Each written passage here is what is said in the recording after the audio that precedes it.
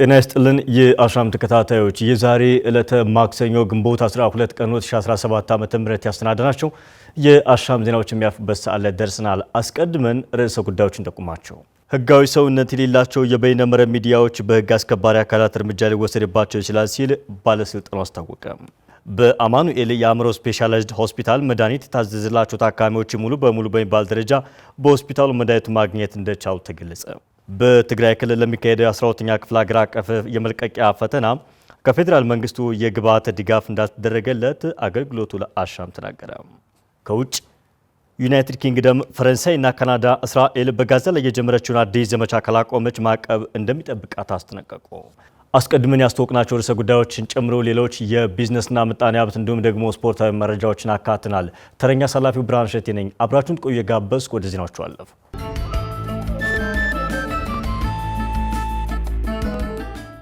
ህጋዊ ሰውነት የሌላቸው የበይነ መረብ ሚዲያዎች በህግ አስከባሪ አካላት እርምጃ ሊወሰድባቸው ይችላል ሲል ባለስልጣኑ አስታወቀ።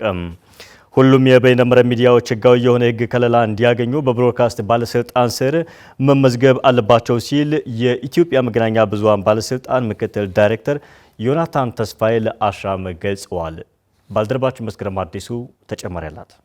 በዓለም አቀፍ ደረጃ የበይነ መረብ ሚዲያዎች በርካታ እንደሆኑ በተለይ ደግሞ አሁን ገንዘብ ለማግኘት በሚል እሳቤ እነዚህ የበይነ መረብ ሚዲያዎች እየበዙ መምጣታቸውን አሻም ከተለያዩ መረጃዎች ለማጣራት ችላለች።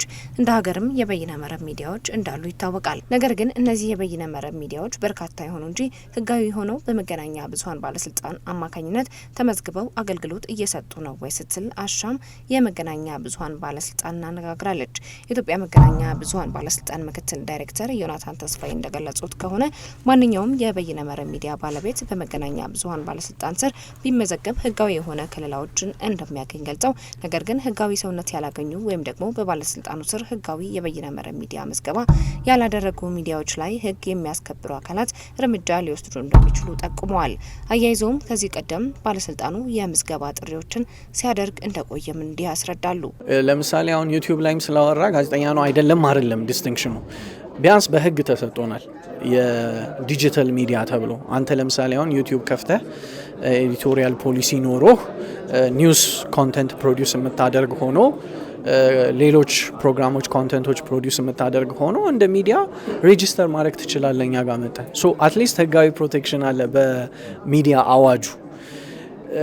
ከዛ ውጭ ሆነህ ግን የህጋዊ ሰውነት ሳይኖርህ ዝም ብሎ ፕላትፎርሙ ስላለህ ብቻ የምታወራውን ወሬ ህጋዊ ሰውነት ሳይኖርህ ወይም ህጋዊ ሰውነት ምለ የሚዲያ አዋጁ ነው። በዛ ፕሮቴክሽን እንደ ጋዜጠኝነት ሳያውቅህ አዋጁ ከዛ በኋላ በሚከሰቱ ጉዳዮች ላይ እንዴት ነው እንደ ጋዜጠኛ አድሬስ የምትደረገው? you see that's the fine distinction ያለው እሱ ጋር ነው። ሶ ባለፈው በይነ መረብ ሚዲያ ተብሎ በአዋጁ የተቀመጠውን እንዲመዘገቡ በጣም በርካታ ጥሪ ስናደርግ የነበረው ይሄንን ከግምት በማስገባት ነው። ሶ ከዚህ ውጪ እንደፈለኩ ሆናለሁ ካለህ ያኔ ህግ የሚያስከብር አካል ህግ ሊያስከብር ይችላል። ሶ እሱን ከግምት ብናስገባ መልካም ነው። የዚህ ምዝገባ አስፈላጊነት ማንኛውም ሚዲያ ውስጥ መስራት የሚፈልግ አካል ህጋዊ ሰውነት እንዲኖረውና ሚዲያዎች ተከታዮቻቸውና አድማጮቻቸው እንዲበዙ ስለሚያግዝ ባለስልጣኑ ከዚህ ቀደም በነበሩ ጊዜያትም ግንዛቤ ሲያስጨብጥ እንደነበር ምክትል ዳይሬክተሩ ተናግረዋል። ለኛ ሁለት ነገር አለ። አንደኛ ህጋዊ ሰውነት እንዲኖረው ማንኛውም በሚዲያው ላይ መስራት የሚፈልግ አካል ህጋዊ ሰውነት እንዲኖረው ነው ሁሌ ደጋግመን አድቮኬት የምናደርገው። ከዛ ውጪ ሚዲያዎች ራሳቸውን ሰፋ አድርገው እንዲሆኑ ሪፒቴብል እንዲሆኑ በብዙ አድማጮች ዘንድ ጆሮ ገብ እንዲሆኑ አይን ገብ እንዲሆኑ ሁሉ ጊዜ አድቮኬት እናደርጋለን። ያንን ማድረግ የሚቻለው ደግሞ ዝም ብሎ ከከረንት ኢንሲደንት ጋር አብሮ በመዋኘት ሳይሆን ሎንግ ላስቲንግ የሆነ ስትራቴጂክ ግብ አስቀምጦ በመስራት ነው። ምክንያቱም ኢትዮጵያ ወደ ሰለጠነ ማህበረሰብ በዲሞክራሲ ከፍ ወዳለ ማህበረሰብ የምታደርገው ጉዞ ገና እየጀመረች ነው እንጂ ጨርሳ አይደለም ያለችው። ስለዚህ አንተም አብረህ ራቅ ያለ ግብ አስቀምጠ ነው መንቀሳቀስ ያለብህ። ይሄ አድቮኬት የምናደርገው ነገር። ዳይሬክተሩ አያይዘው እንደገለጹት ከሆነ አሁን ላይ ከዩኒቨርሲቲ ለሚመረቁ ጋዜጠኞች የልህቀት ማዕከል በመገንባት ጋዜጠኞች እንዴት መዘገብ እንዳለባቸው የሚያግዝ የስልጠና ማዕከል ለመገንባት በሂደት ላይ እንደሚገኝና ይህን ስራ መስራት በባለስልጣኑ ብቻ ሳይሆን የተለያዩ አካላትም ሊተባበሩ እንደሚያስፈልግ ነው የገለጹት። ሴንተር ኦፍ ኤክሰለንስ ሚል ወይም የልህቀት ማዕከል ሚል ኢኒሺዬቲቭ አለን በዚህ መሰረት ቴይለር ሜድ የሆኑ ጋዜጠኞች ከየትኛውም ዩኒቨርሲቲ ተመርቀው ሊወጡ ይችላሉ። ቤዚክ እውቀት ኖሯቸው ግን ስለ ሀገሪቱ ሁኔታ፣ ስለ ፕሮፌሽናሊዝም፣ ስለተለያዩ ጉዳዮች ስፔሻሊቲስ፣ ኮርት ሪፖርቲንግ፣ ኮንፍሊክት ሪፖርቲንግ፣ የጤና ጉዳዮች ሪፖርቲንግ ብዙ አሉ። በዚህ ጉዳይ ፋይናንሻል ሪፖርቲንግ በእነዚህ ጉዳዮችና በሌሎችም በሀገራችን ጉዳዩ ላይ ከሴኩሪቲም ከሌላም ጋር በተያያዘ ቴይለር ሜድ የሆኑ ስልጠናዎችን ፓኬጆችን እያዘጋጀን ለሚዲያ አካላት ለሚዲያ ባለሙያዎች የምንሰጥበት ኢኒሼቲቭ ኦልሬዲ ጀምረናል። እንቅስቃሴ አለ። ይሄ አንዱ አጋዥ አድርገን ነው የምናየው። ግን እዚህ ላይ ቆም ትብብር ይፈልጋል። የተለያዩ የሙያ ማህበራት፣ በሚዲያ ላይ የሚሰሩ ድርጅቶች፣ ኤንጂኦዎች፣ ነን ገቨርንመንታል ኦርጋናይዜሽንስ፣ ሌሎችም ሀገራት ጭምር በዚህ ጉዳይ ላይ መስራት አለባቸው። በእኛም በኩል ደግሞ የሚያግዙ ከሆነ በራችን ክፍት ነው። ህጋዊ ሰውነት የሌላቸው የበይነ መረብ ሚዲያዎች በባለስልጣኑ ምዝገባ ማድረግ እንዳለባቸው የኢትዮጵያ መገናኛ ብዙኃን ባለስልጣን አስታውቋል። በአማኑኤል የአእምሮ ስፔሻላይዝድ ሆስፒታል መድኃኒት የታዘዘላቸው ታካሚዎች ሙሉ በሙሉ በሚባል ደረጃ በሆስፒታሉ መድኃኒቱን ማግኘት እንደቻሉ ተገለጸ። ሆስፒታሉ ከነበረው ወረቀትን መሰረት ያደረገ አገልግሎት ወደ ኤሌክትሮኒክስ የሰነድ አያያዝ መሻገሩንም ለአሻም ገልጿል። አዲስ እንግዳ ሰው በ1930 ዓመተ ምህረት እንደተመሰረተ የሚነገርለት የአማኑኤል የአእምሮ ስፔሻላይዝድ ሆስፒታል በዋናነት በአእምሮ ጤናና ተያያዥ ጉዳዮች ላይ ሕክምናውን ሲሰጥ መቆየቱን የገለጹት የሆስፒታሉ የህዝብ ግንኙነትና ኮሚኒኬሽን ስራ አስፈጻሚ አብዩ የኔዓለም ሆስፒታሉ ካለፉት ዓመታት የተሻለ የተቀላጠፈ አገልግሎት በመስጠት ላይ ይገኛል ሲሉ ለዚህም ምክንያት ያሏቸውን ይገልጻሉ። ሆስፒታሉ ከዚህ በፊት እንደ ማንኛውም ሲሰጥ እንደነበረበት ወረቀትን መሰረት ያደረገ የህክምና ምዝገባ አያያዝ ዶኩሜንቴሽን ስርዓት ከዛ ተላቆ ወረቀት አልባ ወደ ሆነ የኤሌክትሮኒክስ ሜዲካል ሪከርድ ሲስተም ወደሚባል የህክምና ምዝገባ መረጃ አያያዝ ስርዓት በመዘርጋት ከፍተኛ የሆነ ለውጥ ያመጣበት ሁኔታ ነው የሚሆነው። በዚህም ብዙ ጠቀሜታዎችን አስገኝቷል። አንደኛ የተገልጋይ የቆይታ ጊዜ ቅድም እቅድ አፈጻጸሙ ላይ እንዳየነው በእጅጉ በመቀነስ እንዲሁም የካርድ መጥፋትና መበላሸት በማስወገድ የታካሚውን የህክምና መረጃ ደህንነቱ የተጠበቀ እንዲሆን በማድረግና የታካሚውን እርካታ በአጠቃላይ በማረጋገጥና በባለሙያውም ላይ የሚደርሰውን ጫና የመቀነስ የአእምሮ ጤና ህክምናና እንክብካቤው ጥራቱንና ተደራሽነቱን ከመቼውም ጊዜ በላይ እንዲጠብቅ አስችሏል ማለት ነው። ሆስፒታሉ በተሻለ ሁኔታ እየሰጠ ካለው የአእምሮና ተያያዥ የህክምና አገልግሎቶች በተጨማሪ በውስጡ ባሉት የመድኃኒት ማቅረቢያ ፋርማሲዎች ላይም የተሻለ አሰራር ስለመዘርጋቱ ይናገራሉ። አማኑኤልም በዋነኛነት የሚታወቀው በፋርማሲ አገልግሎቱ ነው። ከውጭ የሚጠፉ መድኃኒቶች ከሌላ ሆስፒታል የማይገኙ እኛ ላይ በአብዛኛው የሚገኝበት ሁኔታ ነው። ያ ደግሞ አገልግሎትን የተሻለ የሚያደርግበት ሁኔታ ነው ያለው። ስለዚህ የመድኃኒት እንግዲህ ብክነት በዓለም አቀፍ ደረጃ ስታንዳርዱ ከ2% በታች ማድረስ ከተቻለ ጥሩ አፈጻጸም እንደሆነ ነው የሚያሳየው። የኛ ሆስፒታል የፋርማሲ አገልግሎት ግን 0.51 ነው ማድረስ የቻለው። በሆስፒታል ውስጥ ከድንገተኛ እስከ መሰረታዊ የመድኃኒት አቅርቦት ሙሉ በሙሉ በሚባል ደረጃ ተሟልቶ ይገኛል ያሉት ኃላፊው ሆስፒታሉ የሚገጥሙት የተለያዩ ችግሮች እንዳሉም አክሏል። ከነዚህ ችግሮች መካከል የመሰረተ ልማት ዋነኛ ችግር ስለመሆኑ ያነሳሉ። እውነት ነው። እንደ አጠቃላይ እንግዲህ በሆስፒታል ደረጃ በተግዳሮትነት ማንሳት የሚቻለው ያው የመሰረተ ልማት አለመስፋፋት አንዱ ተግዳሮት ነው። በቂ ቦታ እንደ አእምሮ ሆስፒታል የሚጠበቀው የማገገሚያ ቦታ በቂ የማገገሚያ ቦታ እንዲኖር፣ የሪሃቢሊቴሽን ሴንተር በበቂ ደረጃ እንዲኖር በስታንዳርድ ደረጃ እንደዛ ይጠበቃል። ያንን ለማድረግ ግን የመሰረተ ልማት የማስፋፋት የቦታ ጥበት እኛነት የመሰረተ ልማት ይጠቀሳል። ሌላው አክቹዋሊ አሁን ወረፋ የመጠበቅ ሁኔታዎች እንዳይፈጠሩ የዚህ የኤሌክትሮኒክስ ሜዲካል ሪከርድ ሲስተም ከተጀመረ ወዲህ በወረፋ የመጠበቅ ሂደቶች የቀነሱበት ሁኔታ ነው ያለው። ዞሮ ዞሮ ግን ያው የተወሰነ አልጋ እስኪለቀቅ የሚጠበቅበት ሁኔታ እንደ ማንኛውም ሆስፒታል እንደዛ አይነት ችግሮች ይኖራሉ። ያ ደግሞ ከመሰረተ ልማት አለመስፋፋት ጋር የተያያዙ እንደሆኑ ነው መታወቅ ያለበት። አማኑኤል የአእምሮ ስፔሻላይዝድ ሆስፒታል የ2017 ዓ.ም የ9 ወራት እቅድ አፈጻጸሙን አስመልክቶ አሻም በሰራችው ዘገባ ሆስፒታሉ 95% እቅዱን ማሳካት ስለመቻሉ መዘገቧ ይታወሳል። በኢትዮጵያ ከ15 ሚሊዮን ያላነሱ ዜጋዎች የዲጂታል ፋይዳ መታወቂያ ተጠቃሚ መሆናቸው ተገለጸ። በሀገሪቱ ዜጎች ውስጥ ከ15 ሚሊዮን ያላነሱት ዜጋዎች የፋይዳ ዲጂታል መታወቂያ ተጠቃሚ ስለመሆናቸው የብሔራዊ መታወቂያ ፕሮግራም ዋና ዳይሬክተር ዮዳሄ አርአያ ስላሴ ገልጸዋል። የአይዲ ፎር አፍሪካ 2025 ዓመታዊ ጉባኤ በርዕሰ መዲናዋ በማካሄድ ላይ ሲሆን በጉባኤው የታደሙት ዋና ዳይሬክተር የፋይዳ ስኬታማ ተግባበር ከቁጥር ባሻገር ለኢትዮጵያ የዲጂታላይዜሽን ጉዞ ወሳኝ የሆነውን የዲጂታል መሰረተ ልማት መገንባት ላይ ያተኮረ መሆኑን አንስተው ማብራሪያ ሰጥተዋል።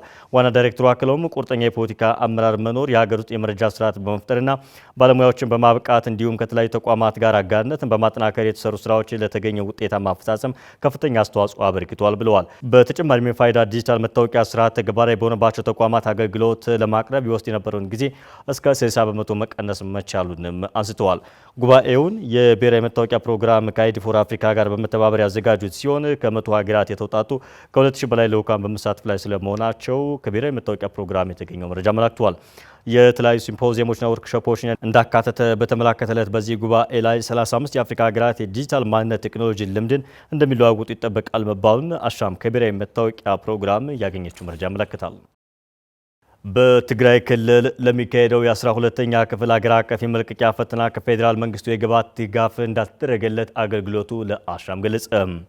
የትግራይ ክልል የትምህርት ምዘናና ፈተናዎች አገልግሎት ዘንድሮ የ12ኛ ክፍል የመልቀቂያ ፈተና ከ36,000 በላይ ተማሪዎች ለማስፈተን ዝግጅት ማድረጉን ለአሻም ነግሯታል። ፍራኦል ኃይሉ በሀገር አቀፍ ደረጃ ከሰኔ 23 እስከ ሐምሌ 8 2017 ዓ.ም ለሚሰጠው ሀገር አቀፍ የ12ኛ ክፍል የመልቀቂያ ፈተና 608,588 ተማሪዎች ፈተናውን እንደሚወስዱና ከእነዚህም ውስጥ 300,000 የሚሆኑት የተፈጥሮ ሳይንስ፣ 299,000 የሚሆኑት ደግሞ የማህበራዊ ሳይንስ ተፈታኝ መሆናቸውን ትምህርት ሚኒስቴር ማስታወቁ ይታወሳል። በትግራይ ክልልም በዘንድሮ የ12ኛ ክፍል የመልቀቂያ ፈተና ከ36,000 በላይ ተማሪዎችን ለማስፈተን ዝግጅት ማድረጉን ለአሻም ነግሯታል። ከነዚህ አጠቃላይ ተፈታኞች ውስጥም 6,000 የሚሆኑት በበይነ መረብ ለማስፈተን ዝግጅት እየተደረገ መሆኑን የትግራይ ክልል የትምህርት ምዘናና ፈተናዎች አገልግሎት ዳይሬክተር አረጋዊ ዘፈኑ ለአሻም ነግሯታል። ለነዚህ ተፈታኝ ተማሪዎችም በተለያዩ መንገዶች ድጋፍና ክትትል እየተደረገላቸው መሆኑንም አክለዋል። በዚህ ዓመት በትግራይ ክልል 12ኛ ክፍል የሚፈተኑ ተማሪዎች 36,711 ተማሪ ናቸው። ከነዚህ ኦልሞስት ከ6,000 በላይ ደግሞ ኦንላይን በበይነ መረብ የሚፈተኑ ተማሪ ናቸው። እንግዲህ እንደዚህ ለማስፈተን የሚደረገው ዝግጅት አንደኛው አጠቃላይ ምን ማድረግ በስነ ልቦና እንዲዘጋጁ ደግሞ እገዛ ብቃት ይዘው እንዲገቡ ወደ ፈተናው በተለያየ መልክ ወይም ሞዳሊቲ እገዛ እየተሰጣቸው ነው። ኦፍኮርስ ትምህርት ቢሮ ነው የሚያደርገው የሚያከናውነው ይሄ ስርዓተ ትምህርት ማለት ነው። ምንድነው እያደረገ ያለ ተጨማሪ ትምህርት በቲዩቶሪያል በልዩ እገዛ በተለያዩ እገዛዎች እየተደረገላቸው ነው። እስካሁን ድረስም ከፌዴራል መንግስት በኩል በቁሳቁስና በሌሎች ግብአት ላይ ምንም አይነት ድጋፍ እንዳልተደረገላቸው ገልጸው የግንዛቤና የክትትል ድጋፍ ብቻ እየተደረገላቸው እንደሆነ ለአሻም ነግረዋታል። ግንባታ ነው አቅም ግንባታ ነው የሚደረግልን። በመጀመሪያ ሬጂስትሬሽን ሲካሄድ ለነሱ ለመዝጋቢዎች ስልጠና ሰጥተውን ነበር። ከዛ በኋላ ደግሞ ባለድርሻዎች እየጠሩ እንግዲህ እኛም እንደምናደርገው እኛ ታች ወርደን የምናደርገው ስራ እዛ ሄደን ምን ማድረግ እንዳለብን የአዌርነስ ስራ እየሰሩ ነው የመጡት እነሱ። ከዛ ደግሞ ክትትሉ በፈተናው በምዝገባው የነበረ ክትትል አሁንም ልምምዱ ምን ላይ እንደደረሰ ምን ማድረግ እንዳለብን ጥሩ ገዛ ነው እያደረጉ ያሉት። እንግዲህ ሌላ የተደረገ ማቴሪያል በምናምን የለም ብቻ በክትትል አኳያ ግን ጥሩ ገዛ እየተደረገ ነው። በክልሉ የትምህርት ስርዓቱን በአግባቡ ለማካሄድ መጽሐፍ፣ ላይብረሪ፣ የመማሪያ ትምህርት ቤቶችና የመምህራን የ17 ወራት የደሞዝ ክፍያ አለመከፈሉ ከፍተኛ ማነቆ እየሆነባቸው መሆኑንም አክለዋል። እንግዲህ ላይብረሪ የለም፣ መጽሐፍት የሉም። ያው ትምህርት ቤቶቹ እንግዲህ የፈራረሱ አክሰስ የለም። እዛው በጥላ ስር ሆነው ነው ወይም በፈረሰ ትምህርት ቤት ሆነው ነው የሚማሩት። አስተማሪዎችም በስነ ልቦና በደሞዝም እንግዲህ የ17 ወር ያለፈው ያልተከፈላቸውም እሱ የሚፈጥረው ጫና ደግሞ የራሱ አለ። እንግዲህ ቅሬታዎች አሉ፣ ትክክልም ናቸው። አጠቃላይ ምቹ ሁኔታ የለም። እንግዲህ ለተማሪውም ለተማሪው ለትምህርት አመራሩ ምቹ ሁኔታ አለ ብለን መውሰድ አትችልም። እንግዲህ የቻለው ነው እያደረገ ያለው እንጂ ችግሩማ በጣም ከበድ ያለ ችግር ነው ያለ። ተግዳሩ በጣም ትልቅ። በዚህ ምቹ ባልሆነ ሁኔታ ውስጥ የተማሩ ተማሪዎችን በስነ ልቦና ለማዘጋጀት ከባድ ቢሆንም ትምህርት ሴክተሩ ተማሪዎችን በስነ ልቦና ለማዘጋጀት ጥረት እያደረገ መሆኑንም ተናግረዋል። እንግዲህ በጣቱ እኛ እየተደረገ ያለው ጥረት ትንሿ ጥረት ነው እያየን ያለ ነው እንጂ ምን ያህል ነው በቅተው እንግዲህ በሙቸት የሌለ ተማሪ በቅተዋል፣ በጥሩ መንፈስ የሌለ አስተማሪ ጥሩ እያስተማረ ነው ብለን መውሰድ አትችልም። እንግዲህ ባለ ነው እየተሞከረ ያለው እንጂ በቅተዋል፣ ዝግጁ ናቸው፣ ችግር የለንም ብለን መውሰድ አይቻልም። ከነዚህ ችግር እንግዲህ ጥረት እያደረጉ ነው ተማሪዎች፣ አስተማሪዎችም እንደዛ እያደረጉ ነው። እንግዲህ መግባት ነው የቻሉትን ይሰራሉ እንጂ የተመቻቸ ሁኔታ ስላለ አይደለም ወደ ፈተና እየገባን ያለን። የትግራይ ክልል የትምህርትና ምዘና ፈተናዎች አገልግሎት ባለው ሁኔታም ቢሆን የዘንድሮውን የ12ኛ ክፍል ፈተና ለመስጠት ዝግጅት ማድረጋቸውን ተናግረው የሚመለከተው አካልም ተገቢውን ድጋፍ እንዲያደርግላቸው በአሻም በኩል ጥሪ አስተላልፈዋል። 38 የሚሆኑ የፌዴራል ተቋማትና ማህበራትን የሚወክሉ ከ800 በላይ ተሳታፊዎች ከግንቦት 22 እስከ 24 በምክክር መድረክ እንደሚሳተፉ ተገለጸ። በትግራይ ክልልና ከዲያስፖራ ማህበረሰብ ጋር ምክክር ለማካሄድ ዝግጅት እየተደረገ መሆኑንም ተጠቅሷል። መሐመድ ንጉስ አብዱ ተጨማሪ ዘገባ አለው።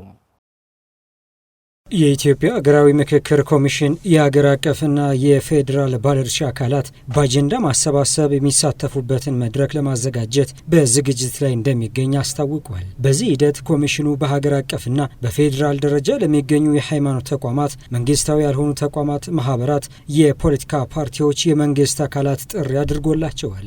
የፌዴራል መንግስት ስራ አስፈጻሚ፣ የፌዴራል ህዝብ ተወካዮች ምክር ቤት፣ የፌዴራል ፌዴሬሽን ምክር ቤት፣ የክልል ርዕሳነ መስተዳድሮችና የሁለቱ ከተማ አስተዳደሮች ከንቲባዎች፣ የፌዴራል ጠቅላይ ፍርድ ቤት፣ የፌዴራል ከፍተኛ ፍርድ ቤት፣ የፌዴራል የመጀመሪያ ደረጃ ፍርድ ቤት፣ ሀገር አቀፍ የፖለቲካ ፓርቲዎችና የመሳሰሉ ተቋማት በዚሁ መድረክ ይሳተፋሉ ተብሎም ይጠበቃል። የኢትዮጵያ ሀገራዊ ምክክር ኮሚሽን የፌዴራል ተቋማትና ማህበራት የምክክር ምዕራፍን በተመለከተ ለመገናኛ ብዙሃን ባለሙያዎች ገለጻ ያደረገ ሲሆን የኮሚሽኑ ምክትል ዋና ኮሚሽነር ሂሩት ገብረስላሴ የፌዴራል ተቋማትና ማህበራት የምክክር ምዕራፍ ከግንቦት 22 እስከ 24 2017 እንደሚካሄድም ይፋ አድርገዋል። የኢትዮጵያ ሀገራዊ ምክክር ኮሚሽን ከግንቦት 21 ቀን 2016 ዓ.ም ጀምሮ ከክልሎችና ከተማ አስተዳደሮች ባለድርሻ አካላት አጀንዳ በመሰብሰብ እንዲሁም ለሀገራዊ ምክክር ጉባኤ የሚሳተፉ ወኪሎቻቸውን በማስመረጥ ላይ ይገኛል።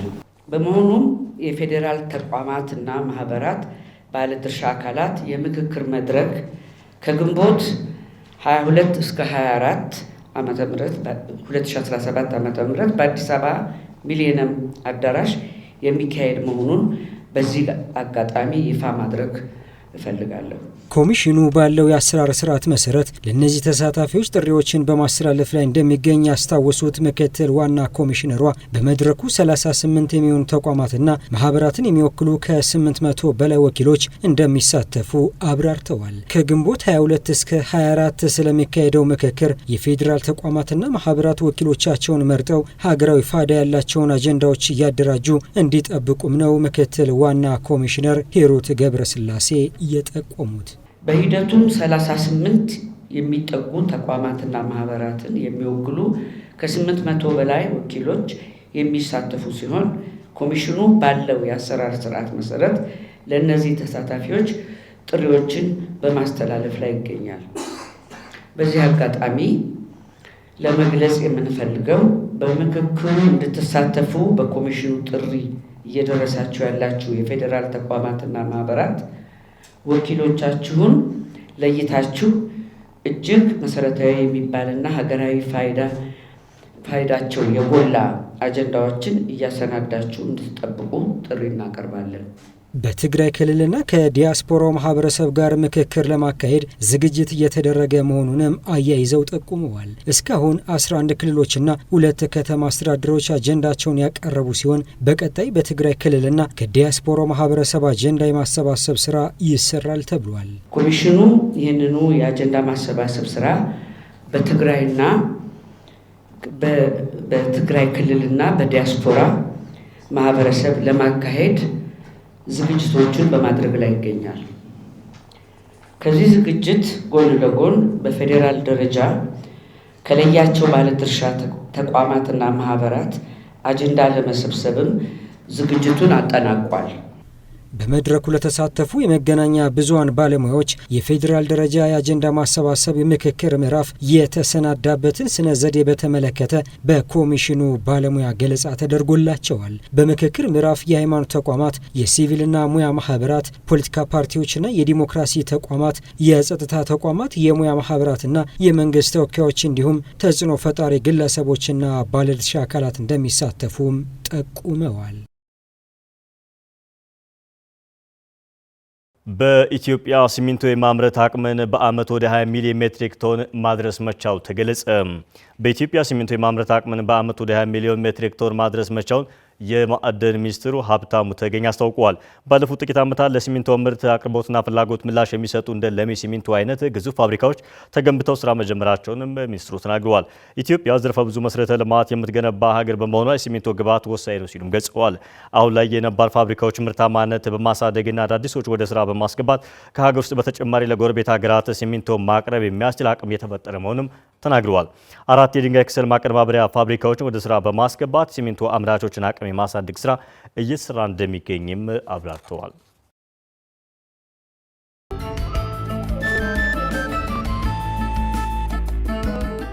ተመልካቾቻችን ለዕለቱ ያዘጋጅናቸውን ዜናዎች ከማጠናቀቃችን በፊት ርዕሰ ጉዳዮችን በድጋሚ እናስታውሳችሁ። ህጋዊ ሰውነት የሌላቸው የበይነ መረብ ሚዲያዎች በህግ አስከባሪ አካላት እርምጃ ሊወሰድባቸው ይችላል ሲል ባለስልጣኑ አስታወቀ።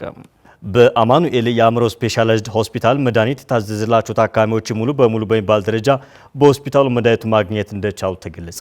በትግራይ ክልል ለሚካሄደው 12ኛ ክፍል ሀገር አቀፍ የመልቀቂያ ፈተና ከፌዴራል መንግስቱ የግብዓት ድጋፍ እንዳልተደረገለት አገልግሎቱ ለአሻም ተናገረ። ከውጭ ዩናይትድ ኪንግደም፣ ፈረንሳይና ካናዳ እስራኤል በጋዛ ላይ የጀመረችውን አዲስ ዘመቻ ካላቆመች ማዕቀብ እንደሚጠብቃት አስጠነቀቁ። ለዛሬ ዕለተ ማክሰኞ ግንቦት 12 ቀን 2017 ዓ.ም ያሰናዳናቸው አሻም ዜናዎች ቀደም ሲል ተከታተላችሁን ይመስሉ ነበር። አብራችሁን ስለነበራችሁና ስለተከታተላችሁን ከልብ እያመሰገንኩ የምሰናበታችሁ ተረኛ አሳላፊው ብርሃን እሸቴ ነኝ። በተከታይ የአሻም ቴሌቪዥን ቀሪ መሰናዶዎች ወደ እናንተ መድረሳቸውን ይቀጥላሉ። እኔ በዚህ መልኩ ሰናበታችኋለሁ። አሻም ለሁላችን!